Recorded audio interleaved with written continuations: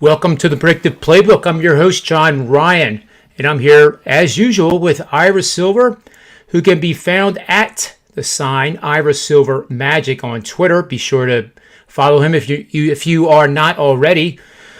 We had a rare occurrence yesterday. We actually had a losing day, and welcome to the show, Ira. Hey, John. It happens. You know, you're not going to go 365 days without a loss. You know, it wasn't even a disaster type of loss where you have those days go 0-5, and again, everybody has those days too once in a while. But I believe you had said one of the three dogs had actually hit. I actually didn't do the round robin because of time. ESPN had a big debut last night for in-game live betting, so that was my 100% focus from basically the time I stopped the Manny's Pub show here on Twitter and YouTube to right up to the start of the Sixers game. And my 10-unit play, by the way, was the Sixers, which was one of the few times I think I've ever looked at the TV and called it a name in a long time. Yeah, they blew one there. It was definitely the TV's fault. There's no question, and maybe it wasn't because I have a Sony, and if it would have been Samsung, if I would have been upstairs watching the Samsung TV, then it would have been the Samsung TV's fault. But, it was kind of interesting that game that they didn't put Kyrie back in. I head scratcher there. But they were up, I think, 22 in the fourth quarter, and a little disappointing when you know you had the right play, but it didn't cash. But it's a loss nevertheless.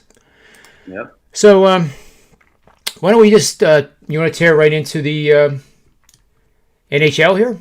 Yeah, absolutely. If you want to put up the lines for everybody as well on the screen, but I'll get in the first game while you're doing that. We got the Winnipeg Jets taking on the Toronto Maple Leafs. Maple Leafs minus 145, Jets plus 125, over under 5.5, shaded to the over right now at minus 115. Looks like you're going to have Jack Campbell in goal for the Maple Leafs, taking on Connor Hellenbuck. It's confirmed Jack Campbell. It's still projected Hellenbuck. I really like the Maple Leafs here again at minus 145. Jets have been playing really good hockey, but at the end of the day, this is the Maple Leafs kind of game that they're going to bounce back from. Jack Campbell in goal, very solid, only one loss on the year. 1.98 goals against with a 93% save percentage. If the total gets to 6, I'd be looking to bet the under in this game as well. 5.5, I'm going to lay off of it. But if it gets an under 6, I'm going to play under 6 goals in that game as well. So I like the Maple Leafs and under if it gets to 6 in that one. So those are official bets, Toronto and the under? Toronto, and if the total gets to 6, it will be a play. Okay, if at 6. I'm going to write these down here so I remember them all when I go to the window in 2 hours. Yeah, I mean, right now Winnipeg's got 66% of the ticket and 70% of the money. I'm going opposite here. I like Toronto. Good. Next game on the board, you got the Nashville Predators taking on the Carolina Hurricanes, and this one's an interesting one. You got Yusuf Soros, the projected goalies tonight are Yusuf Soros against Peter Mrazek, both fantastic goalies. Soros with a 2.16 goals against, 93% save percentage against Mrazek, who's 1.47 goals against with a 94% save percentage. And in this one, it would either be Predators here at plus 165 or pass. I wouldn't be looking to bet the Hurricanes here at minus 190. Although, Carolina has had their number. Carolina's been crushing the Predators in their head-to-head, but it's hard to go against arguably the hottest team in hockey right now in the Predators. I mean, they're on quite a heck of a run here. So if I was going to play this game, it's not an official play, but if I was going to play this game, it would be the Predators at plus money. Okay. So lean on the Predators. I'll lean on the Predators for everybody. Yep. All right.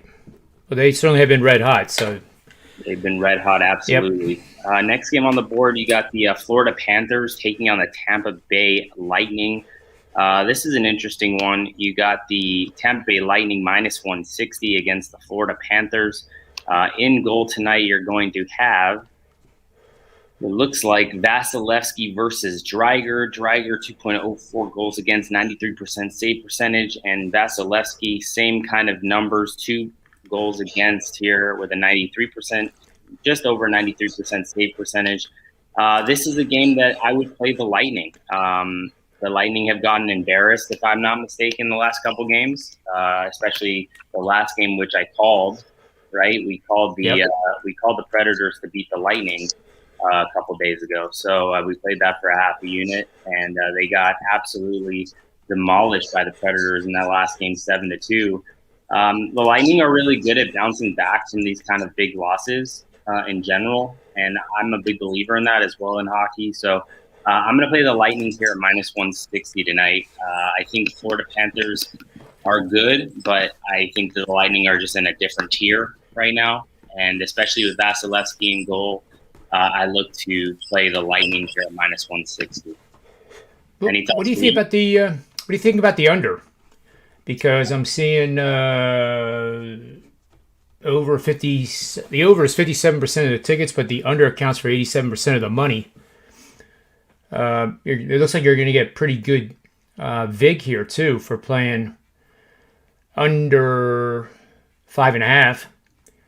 Because vig at most places here is minus 120, so that would, should be even money or plus 105 on the flip side of that.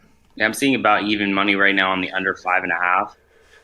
It's just probably something I'm not going to play, but if I were to play anything in that game, it would probably be a contrarian style bet. You said 87% of the tickets are on the under right now. 87% of the money's on the under. Yeah. Yeah, I'd probably be the opposite, but it's not really something I'm looking to play. Okay.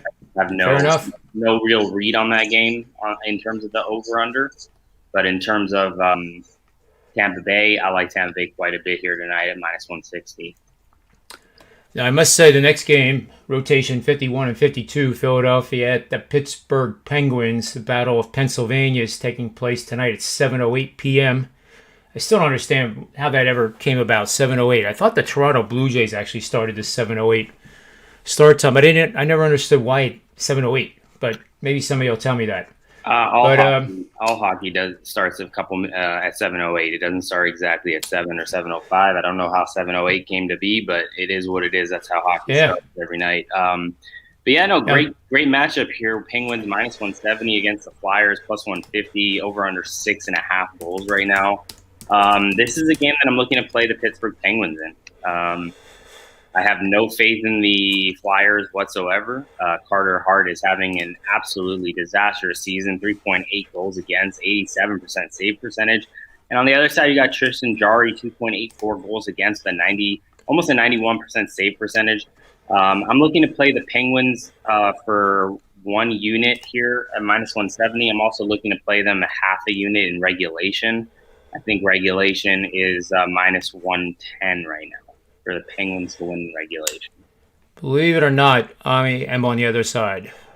I know you are. One of the few times. But it is a premium pick that I loaded up on Wager Talking Sports Memo earlier today.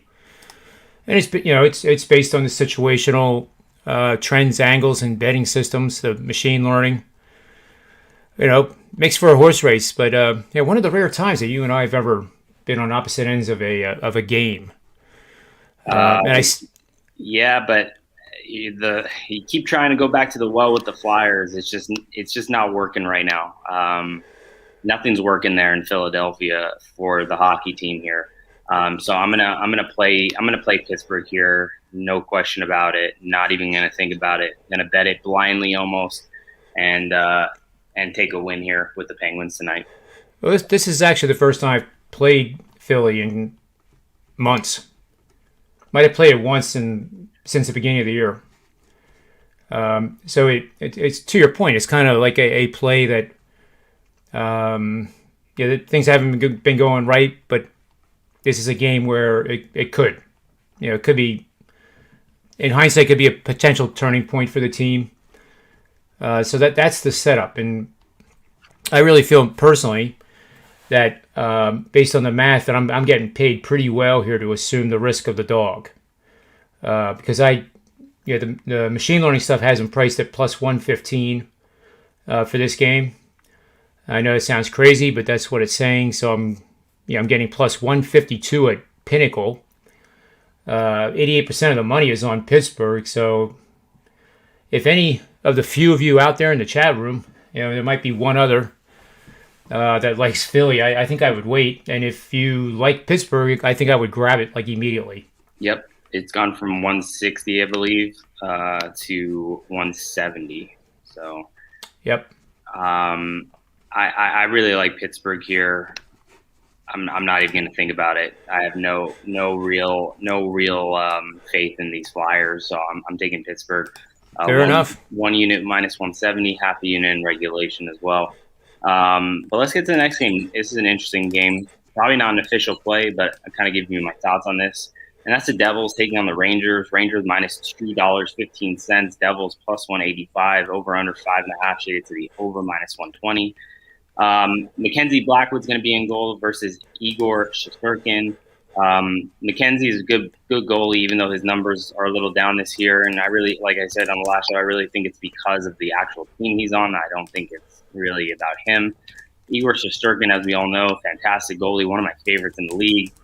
Posting a solid season, 2.35 goals against, and almost a 92.5% save percentage. This is a game that I would probably lean on the under 5.5. And I don't love taking under 5.5 in hockey, but under 5.5 here with even money, basically, I think that it's a good spot here to back the under a 5.5 in this game. So that will be an official bet for you? It's not. It's not. Okay. It's not an official play. It's a lean, but I might play it for half a unit later, but it's just a lean right now. But I really, you got 80% of the tickets on the over. You got 99% of the money on the over. I like the under here. I like the under 5.5. Kind of go contrarian here on this one. Yep. And then next game on the board. We got the Buffalo Sabres taking on the Washington Capitals. Capitals $3.60 favorites. Sabres plus 280. Over under 6. I mean, what can we say right here, right? We got Dustin Tokarski taking on Vitek Venecek. Tokarski 0-4-2 with a 3.54 goals against, and a 90.5 save percentage. Vitek's been pretty good for the Capitals. As you see, 86% of the tickets are at Washington. 100% of the money's on Washington. If I was going to play this game, it would just be the over, but no real opinion here other than that. Okay. I know you like taking these big dogs, but I just don't see how the Sabres keep it close. Well, I mean, if it was 250, which it is, we might have some new people on the show here. So dogs in the NHL plus 250. If you bet them blindly, and 250 and higher dogs, has produced a 23% ROI over the last 5 seasons. So, and believe it or not, the same thing applies in baseball. So you can, at plus 250, you can hit, I think this actually has hit like 33%, 35% over the last 5 years, and it still produces an outstanding return. So what I'm trying to tell you is be leery of thinking that the Washington team is just going to, automatically win this game. Minus 360 is a ton. Yeah, I would never bet. Yeah, I'm not laying $3.60 with any team. Just not going to happen for me. But over 6 might be a good look in this game. Not an official play, just kind of my thoughts on that one. Next game on the board, we have the New York Islanders taking on the Boston Bruins. This is an interesting one. I like a side here. Can you guess which one it is, John? Oh, well, I would think Boston. It is not. It is the opposite. Wow. It is the New York Islanders here. I like the New York Islanders. New York Islanders are even money. Boston Bruins -120. Over/unders 5, shaded to the over, heavily juiced on the over. I like the Islanders here at even money. You got Simeon Varlamov is projected against Tuukka Rask. I'm not impressed with what I've seen from Boston lately. Meanwhile, the Islanders are a fantastic hockey team, kind of getting ready for this playoff push here. I really like the Islanders tonight at even money. Really good because 50% of the tickets are Boston, but it's a crossover to the Islanders, 71% of the money. So after hearing you, and I was just guessing that you were leaning Boston because Boston has a good team just about every single year. And when they're home, just that would be their natural knee-jerk reaction. But yeah, I like the Islanders quite a bit. Yep, Islanders for me, it's an official play. You can put that down there. And then I got one more play here. There's 2 more games to talk about, so I'll save the last play for last. Let's just talk about the Columbus Blue Jackets taking on the Dallas Stars. Stars -180, Columbus +160 here. You're going to have in goal Jake Ottinger against Elvis Merzlikins. Both pretty, solid goalies, 91 and 91% save percentage respectively. 2.93 for Merzlins in terms of goals against. Jake 2.29. This is not a play, but if you wanted to take a stab with the Blue Jackets, I wouldn't blame you. But yeah, I'm not laying -180 with the Dallas Stars here. Columbus has been a team I've been fading, but I do like Elvis a lot in goal. So for me, if you wanted to take a shot with the Blue Jackets at +160, I wouldn't blame you. And then the next game on the board, you have the Chicago Blackhawks taking on the Detroit Red Wings. Looks like you're going to have Jonathan Bernier in goal for the Red Wings against Kevin Lankinen for the Blackhawks. As you know, I love Kevin Lankinen. I like this Blackhawks team.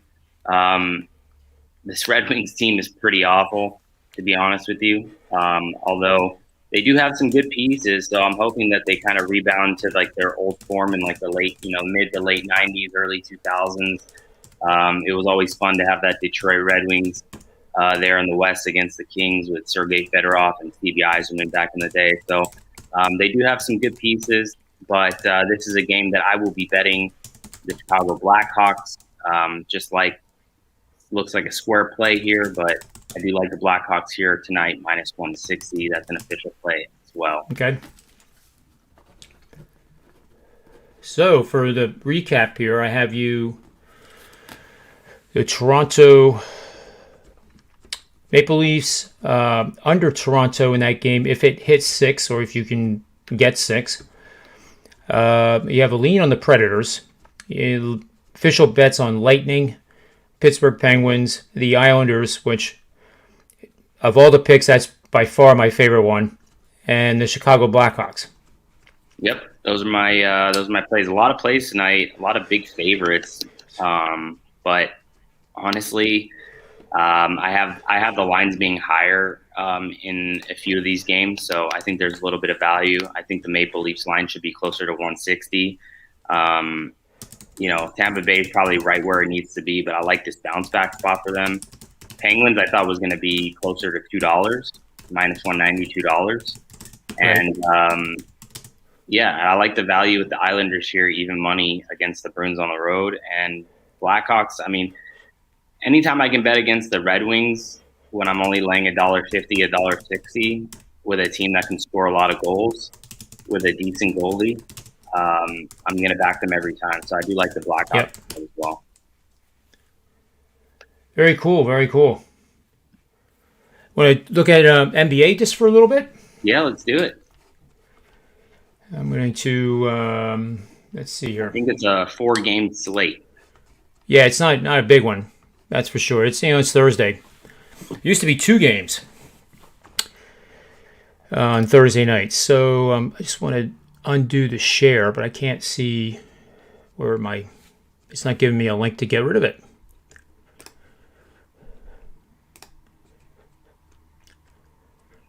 Everybody's talking about the Sixers, I guess, here, huh? Yep. Well, I'm not sure how I can undo the share. So so I can't really flip over to the wager talk thing here. If you just do the drop down menu on the left side and go to NBA, no? Yeah, I was trying to bring up my betting system slide gotcha. so people can see it and they can write it down then. But I have a feeling I know what the game's going to be, but let's hear it from you first. well, it's actually on the Milwaukee Bucks, and I can now I can do it.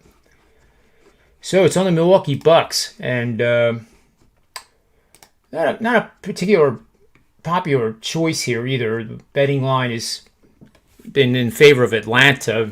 Atlanta's, if they finish fourth in the conference, that's a home series. They will play a playoff series at home with a home court advantage. So, looking at this system here, this is called favorites off a blowout win NBA betting angle for April 15th, 2021. So you're going to bet on road favorites. The road favorite is coming off a win of 20 or more points. The host is coming off 3 straight games in which they and their opponents each scored 100 or more points in those 3 games. Over the last 5 seasons, 58-13 straight up, 47-22-2 ATS for 68% winning bets. Says to bet on the Milwaukee Bucks minus the points over the Atlanta Hawks. And the background of these betting systems is I put together 25, not necessarily the best betting systems, but ones that would cross a lot of broad parameters in the NBA game. So they're not all lumped on, points per game or rebounds per game or coming off a blowout win, for example. And in the last 5 years, this set of 25 has produced an ROI of 38% annually and is hitting at 63% against the spread for those 5 years. So every morning, I just simply pull up the database. It tells me who to bet on based on those 25. And it's actually going to evolve into a product that I'm going to sell pretty cheap for people to have a completely automated, 100% objective, 0% subjective method for betting on NBA games. And think about it, there's no thinking. You just literally, you would get an email from me and it says bet the Bucks and here's the system and that's it. So kind of exciting. It sounds very dull because you don't get to hash it out and debate like which team is getting value or anything like that. The systems kind of clarify everything for you. And so far in the NBA Wager Talk show, they've basically have hit right around that number that I said. So going forward, we're going to be showing these every single day as an added reason to come check out our show. So do you agree or disagree with this recommendation? I'm neutral. I'm neutral here. I think that, I'm just worried because Giannis is still questionable. So is Trae Young, and so is DiVincenzo. So that is the only reason. That's the only reason I would wait. But if you think Giannis is going to play, I think the -4.5 is a good number right now.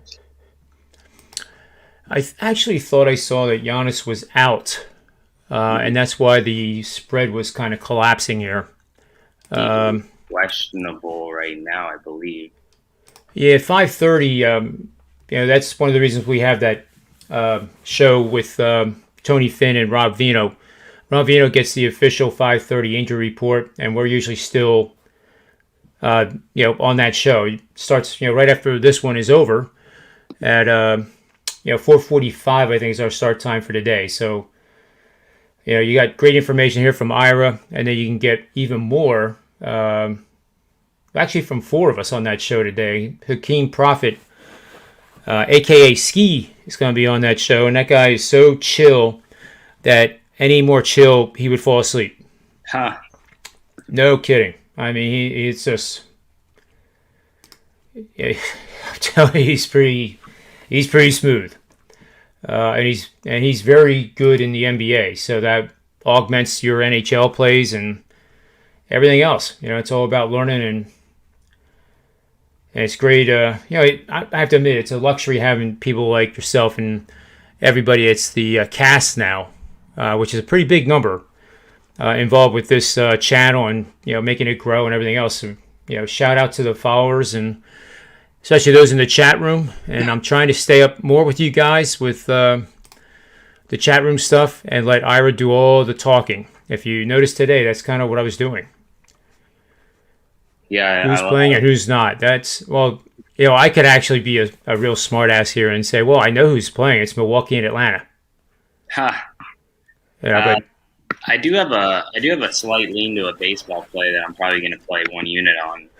Maybe you can help me get there or not get there. Any opinion on the Oakland Athletics tonight at home minus $1.67 against the Detroit Tigers? Well, let's see here. Let's take a second to pull up the stuff. The Detroit Tigers. Tigers versus the Athletics. Athletics at home. I like the A's tonight minus $1.67. Yeah, my initial thought is the same. Let's see what it says. Yeah,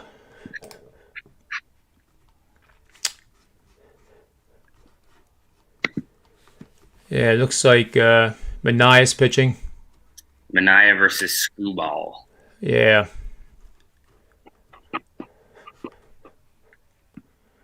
Yeah, it's definitely on Oakland. Not real strong on my stuff, but it's definitely like just a hair under a 3%er.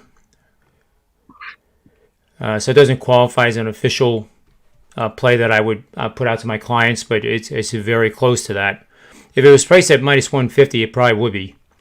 But the line's not going to go down. No. In fact, let's see where it is over here on the baseball odds page. It is. It opened at 165, 167. Now it's circa 164 at Westgate.